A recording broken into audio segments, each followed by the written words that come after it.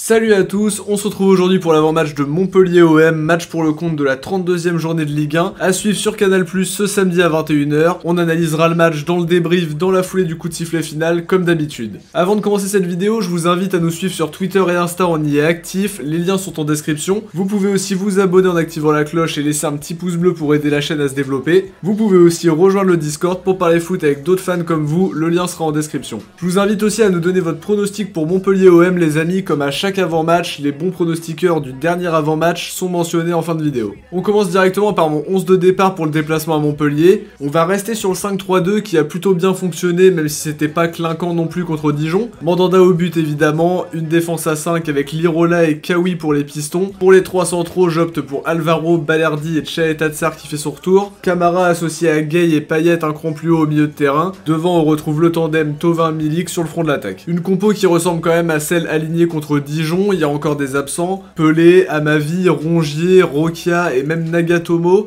Pour Rongier et Amavi, la prudence est de mise, ils auraient tenté de revenir à l'entraînement mais ça n'a pas été concluant. Quel est votre avis sur ce 11 de départ les amis? Est-ce que vous feriez d'autres choix? Dites-moi tout ça en commentaire.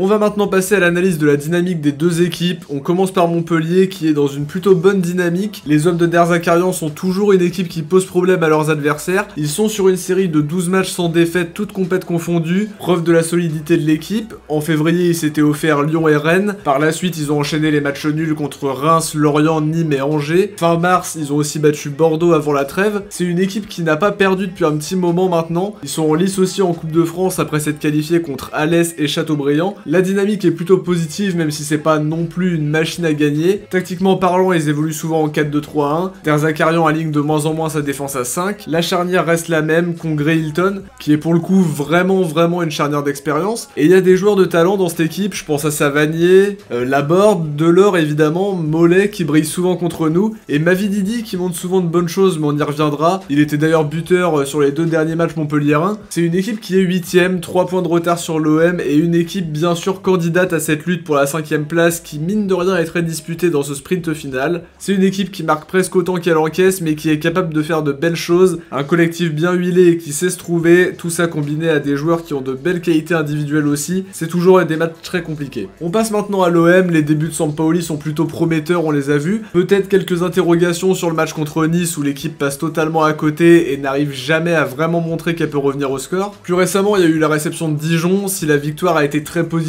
sur le plan comptable, on peut pas en dire autant du contenu. Un jeu totalement absent et moins de prise de risque que d'habitude. On peut être certain que Sampaoli est revenu là-dessus cette semaine à l'entraînement, surtout quand on connaît ses principes de jeu. Pour le coup, c'est important de prendre des points à chaque fois dans ce sprint final, mais on attend aussi de l'OM d'être plus en maîtrise, de savoir dérouler un peu plus. Quand j'entends Payet dire que Dijon c'est un match référence, je suis pas d'accord du tout avec lui. J'applaudis malgré tout le réalisme sur les coups de pied arrêtés sur lesquels faut s'appuyer pour les prochains matchs. On a de bons tireurs, on a des joueurs à l'aise dans le domaine aérien, faut en profiter. On attendra en tout cas du mouvement, des solutions, des combinaisons. Ça s'annonce en tout cas comme souvent face à Montpellier, très compliqué d'aller chercher une victoire, mais la victoire serait en tout cas un vrai bon coup en vue de l'Europe en fin de saison, d'autant plus contre un concurrent direct. Pour le joueur à suivre du côté de Montpellier, je vais dire Mavididi évidemment, que je trouvais déjà très intéressant à Dijon la saison dernière, et qui a déjà scoré à 9 reprises cette saison. Une polyvalence importante pour Der Zakarian qu'il a utilisé en pointe, à droite et à gauche, même si le plus souvent maintenant il évolue sur l'aile gauche de l'attaque montpelliéraine, ce sera en tout cas un joueur à surveiller à coup sûr. Si je devais donner un seul joueur à suivre du côté de l'OM, je dirais Arkadiusz Milik qui est capable dans ce genre de match de faire la différence, même s'il a qu'une petite occasion franche, il sera capable de la mettre. Il aura sûrement à cœur de faire monter son compteur de but, en tout cas s'il est bien servi par ses coéquipiers qui gâchent souvent les bons appels que Milik fait. On passe maintenant au pronostic, je dirais une victoire marseillaise 2-1, un match qui s'annonce compliqué contre une équipe qui n'a pas perdu depuis longtemps, mais les séries sont faites pour être brisées, on le sait. On sent du mieux malgré tout dans le dispositif et je pense que l'OM peut aller chercher une victoire même si ça s'annonce difficile. Pour les buteurs, je dirais Milik et Payet côté marseillais, Delors côté montpelliérain, mais j'espère qu'on saura ne pas encaisser. N'oubliez pas votre pronostic pour Montpellier OM dans les commentaires les amis, pour être mentionné dans le prochain avant-match si vous trouvez le score exact. Avant de terminer cette vidéo, on va s'intéresser aux bons pronostiqueurs du dernier avant-match, c'était OM Dijon 2-0 score final. Bravo à Laurent Moscalic, Alex276, Asdik Latin,